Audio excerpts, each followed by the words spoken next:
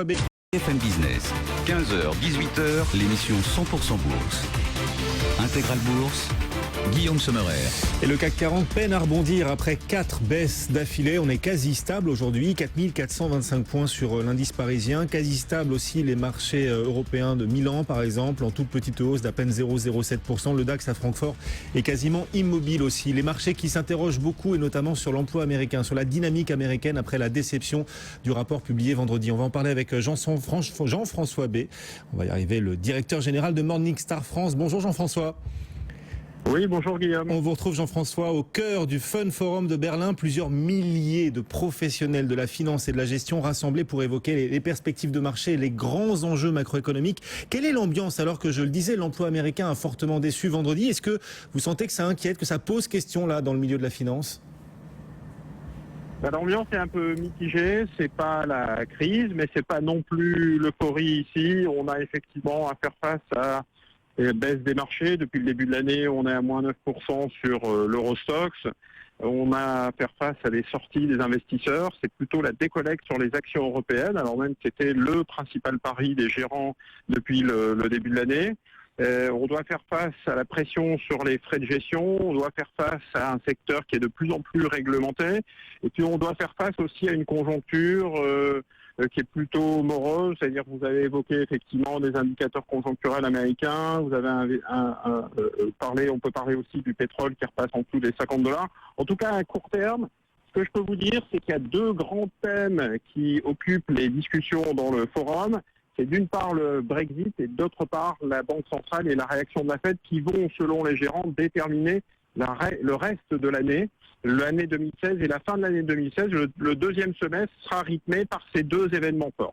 Ouais, le Brexit, référendum à venir, ce sera le 23 juin avec une montée en puissance, manifestement dans les sondages du camp d'une sortie de la Grande-Bretagne du Royaume-Uni. On va en reparler bien sûr dans la suite d'Intégral Bourse et bien sûr aussi la question de la Fed. Va-t-elle reporter sa hausse de taux après les mauvais chiffres de l'emploi américain? Alors on en parle de tout cela, vous le disiez, au Fun Forum auquel vous participez aujourd'hui à Berlin. Est-ce que face à ces incertitudes économiques, vous voyez émerger, vous entendez parler autour de vous de nouvelles méthodes de gestion, de nouveaux arbitrages qui semblent peut-être se mettre en place du côté des professionnels de la finance?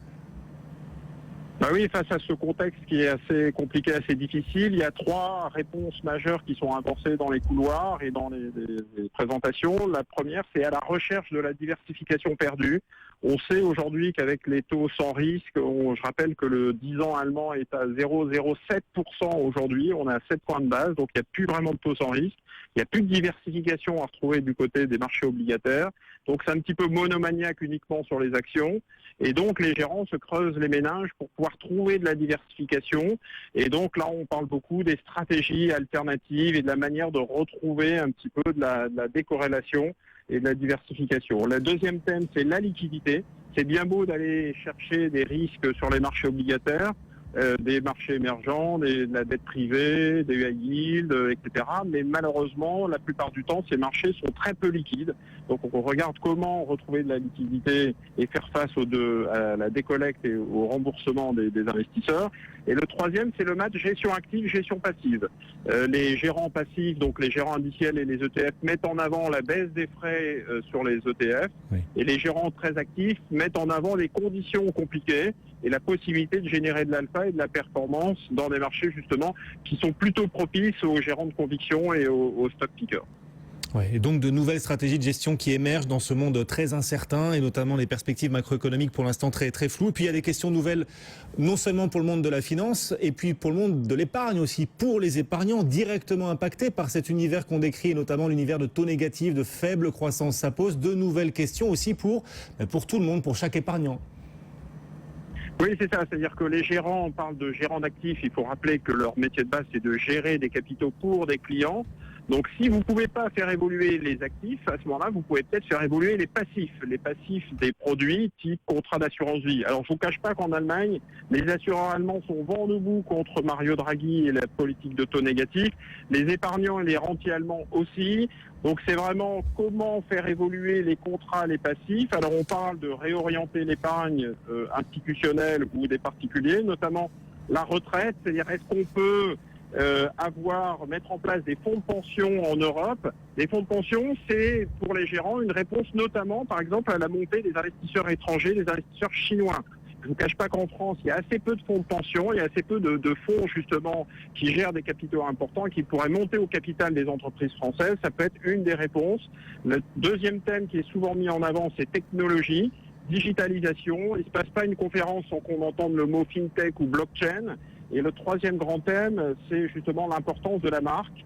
On a, comme dans tout secteur, comme dans l'automobile, des Porsche d'un côté et des Dacia de l'autre. Là, on a des marques premium type Rothschild, Carmignac et des marques qui sont plutôt grand public, low cost, type Lixor ou iShares, tous les fabricants d'ETF.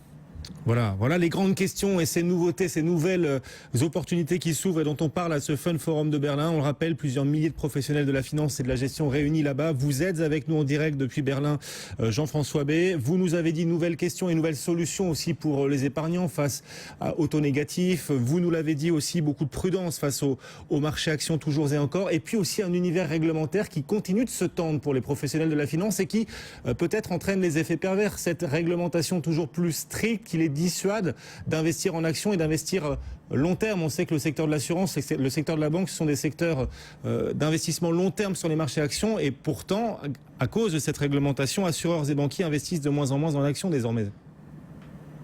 C'est un petit peu la réglementation au pire moment, c'est-à-dire qu'au moment où les taux sont très très très bas, on empêche les compagnies d'assurance via Solvency 2 de prendre des risques et d'investir en actions. On empêche les banques de prêter aux PME et de faire des prêts, donc de crédit bancaire pour essayer de passer par les marchés. Et malheureusement, en fait, on a deux grands teneurs de marché que sont l'assurance et la banque qui ne peuvent plus justement prendre des risques et qui sont ces risques reportés sur des particuliers. Et les particuliers, vous le savez bien, ne sont pas forcément les plus à même de gérer ces allocations et ces marchés compliqués. Alors la solution qui est mise en avant par des gérants et par même les autorités, c'est la pédagogie, le fait de pouvoir expliquer et former les épargnants.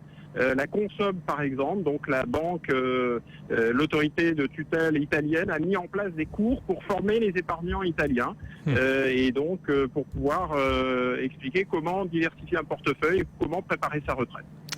Et voilà, le monde qui change, y compris dans la finance et la formation, les liens entre finance et gestion de son épargne pour les particuliers. Merci beaucoup Jean-François B, le directeur général de Morningstar France, donc en direct avec nous depuis Berlin.